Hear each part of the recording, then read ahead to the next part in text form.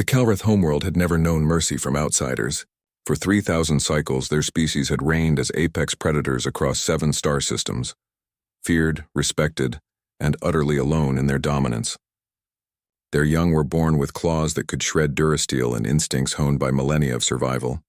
Yet on this particular dawn, as the twin suns rose over the southern enclave, the elite Calreth Guard discovered something that would fundamentally challenge everything they understood about the universe.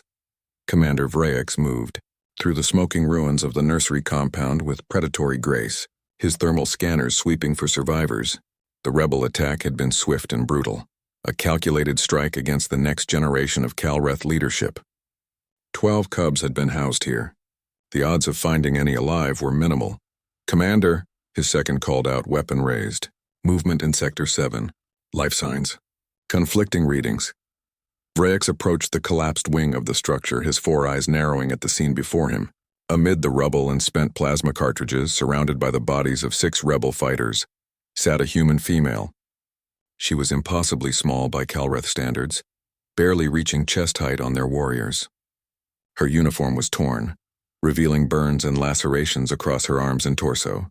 In her hands she clutched a standard-issue pulse rifle, its power cell completely drained. And around her, pressed against her body in a protective circle, were 11 Calreth cubs. The human's head was tilted forward, chin resting on her chest. She was asleep. "By the old blood," Vraex whispered, a phrase his people reserved for witnessing the impossible.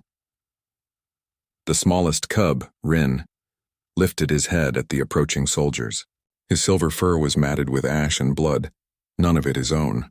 Unlike the others who remained huddled against the human, Rin stood on unsteady legs and positioned himself between the unconscious human and the armed warriors, his tiny claws extended in a gesture that would have been adorable if not for the deadly seriousness in his eyes.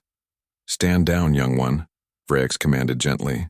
"We are guard, we are safety." Rin didn't move. His growl was barely audible, but his intention was clear. The human had protected them through the long night, and he would not abandon her to strangers, no matter their authority. Vraex's tactical officer arrived, her scanner painting the scene in layers of data.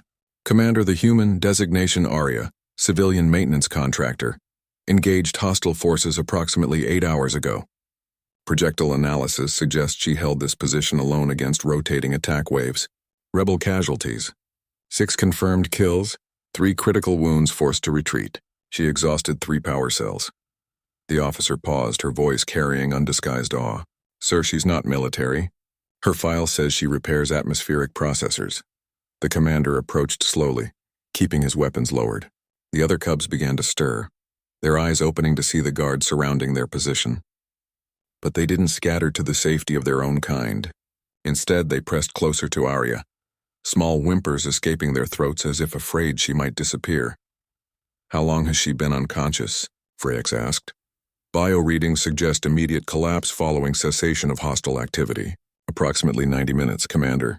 Her adrenaline levels indicate she remained conscious through blood loss and multiple trauma injuries purely through force of will. The moment she confirmed the threat was neutralized, her body simply shut down." Vraex knelt beside Rin, meeting the cub's fierce gaze with respect. "She fought well, little warrior. She fought as one of us. We will honor her protection."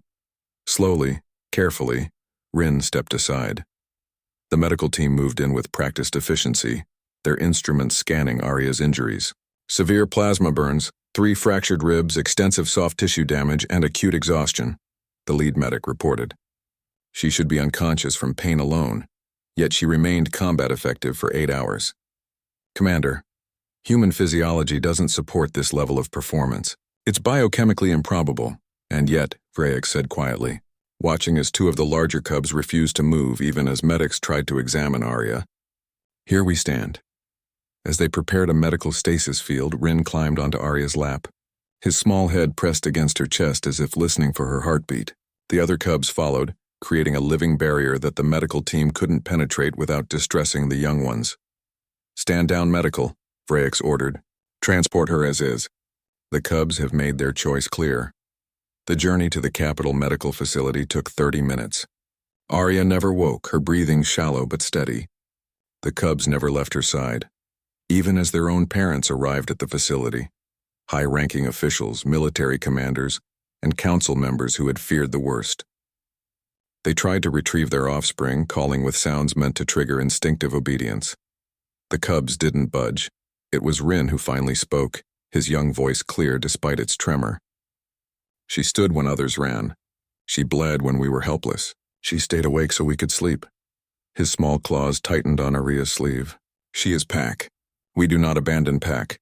A profound silence fell over the assembled Calreth. Pack was not a word they used lightly. It was ancient, primal. A bond that transcended biology and spoke to something deeper than species. That these cubs would claim a human, an alien as Pack, it was unprecedented. When Aria finally regained consciousness 3 days later, she found herself in a recovery suite far beyond anything a maintenance contractor should warrant. Rin was asleep on her chest, his breathing synchronized with hers.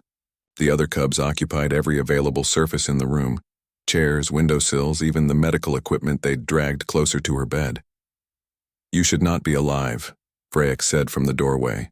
"My analysts have reviewed the combat logs 17 times. Any Calrith warrior would be honored to claim such a stand. And you are not even a soldier." Arya managed a weak smile, her hand instinctively moving to stroke Rin's fur. "They're children. What else was I supposed to do? Run, hide, preserve yourself. These are not your cubs. This is not your world. You owed them nothing." "I owed them everything," Arya corrected softly.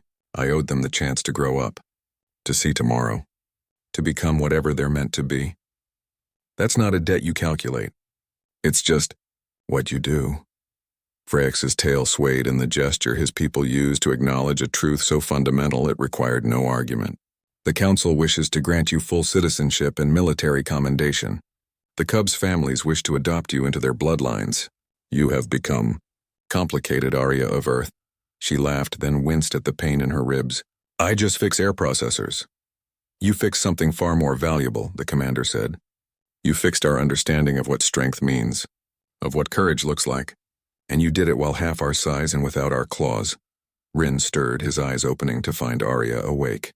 His purr was immediate and overwhelming, joined by the others as they realized their protector had returned to them.